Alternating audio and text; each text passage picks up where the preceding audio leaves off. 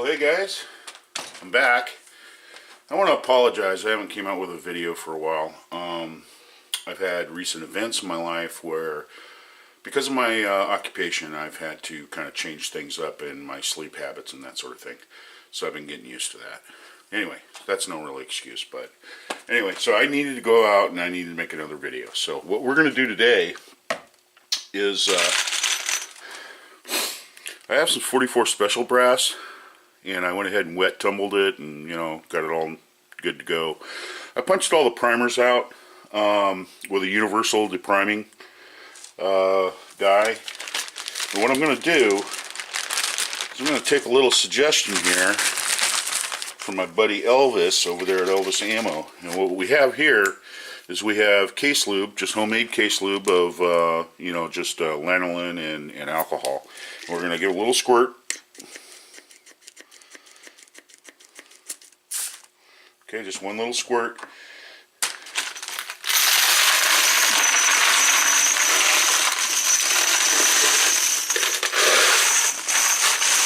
We're going to get these moving, as he would say. Just get them moving.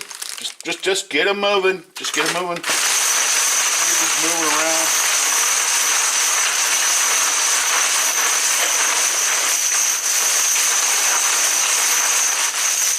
All right.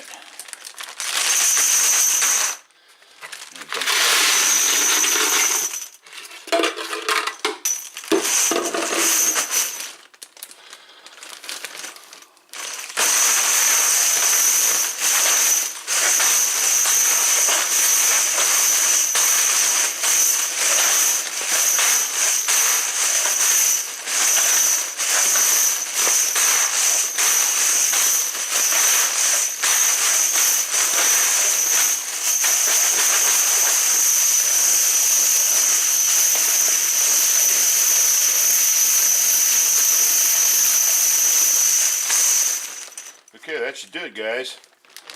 And what I got to do is I got to resize these. They've been deprimed, but that's going to be the project today, is just go ahead and resizing. Now, you know, with the Lee carbide dies, you don't necessarily need case lube. But putting a little bit of that lanolin stuff on there just makes things go a little bit smoother, you know? Keeps things moving, you know, keeps things moving along. What I'm going to do is I'm going to go ahead and I'm going to load these 44 special cases as target loads, just for, you know, common practice, just, you know, occasional shooting out there at the range. And what I've done is I've resized the 262 grain bullet to 431, and we're going to try these through the Bulldog and see if that improves accuracy at all. But I want to go with a target load, and so we're going to be using either 700X or WST, one or the other we're going to be using in this.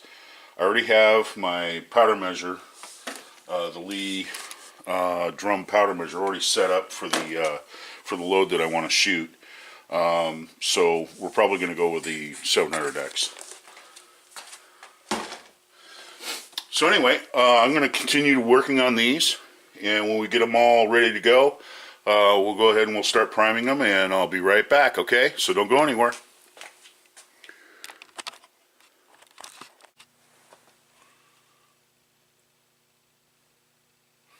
Well, hey guys, we're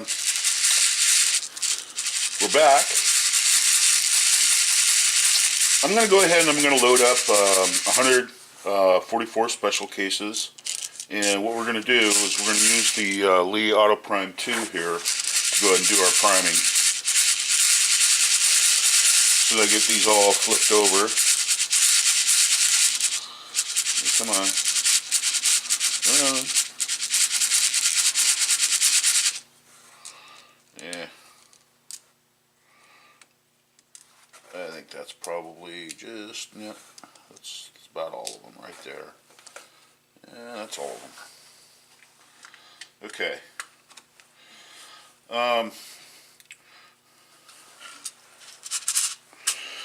One thing I did do was, after I was done with the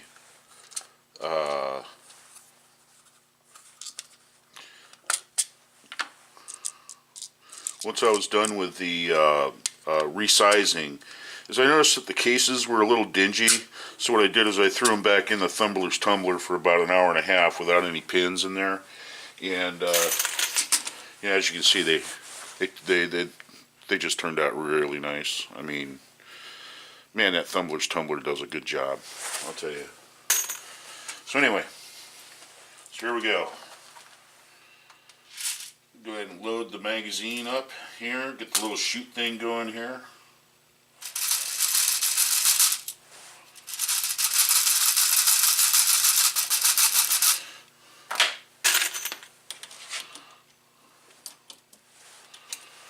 Yeah, there you go.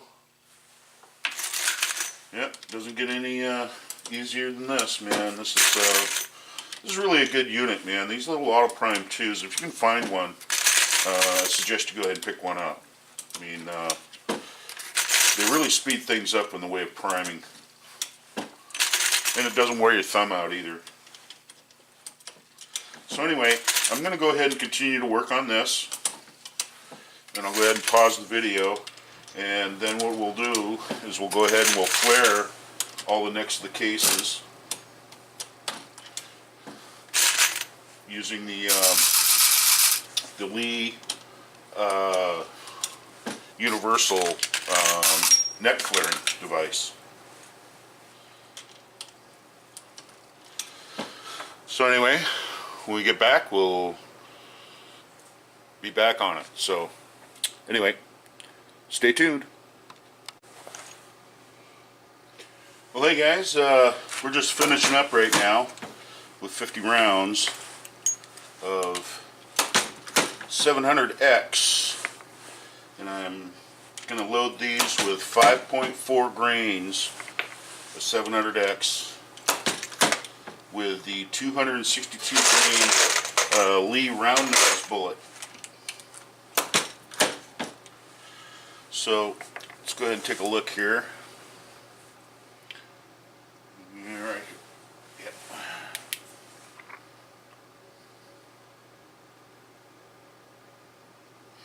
Okay, looks like we got powder in every one of them. So I'm going to go ahead and do a little test here. This is the last one that I went and charged. So here we go on the scale here.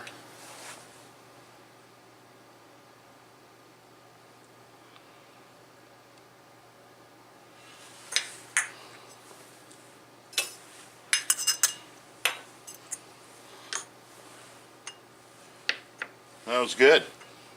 So anyway, we've got these monsters to go ahead and shoot. And I really like the accuracy that I've been getting with these. These are really good bullets. They're not much for the way of hunting. I mean, because you know they're round nose and they'll just pass right through. But as far as knocking steel around, or just shooting for silhouette, or stuff like that, these bullets work excellent. I mean, it's a very accurate round. So anyway, I'm going to go ahead and change this out. Get this ready to go, get my bullet seating die in there, and then adjust the bullet seat and the crimp, and then I'll go ahead and I'll be right back. So stay tuned.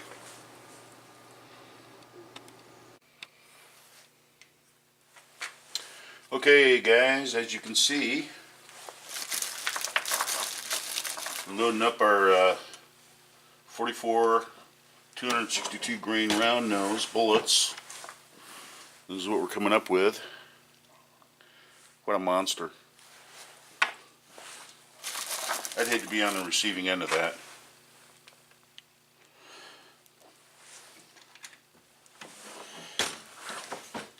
What I'm doing is I'm putting a little bit of a heavy roll crimp on there, because what I want to do is I want to get real good powder ignition on these, and so it's a little stiff on the crimp, but that's okay. I mean, it's all right. You just don't want to overdo it. You overdo it, you end up ruining your cases. Puts too much roll on there, and then the next thing you know, you got a problem. Your cases will start splitting, and it's just too much on the edge of the case. Man, that's a huge bullet.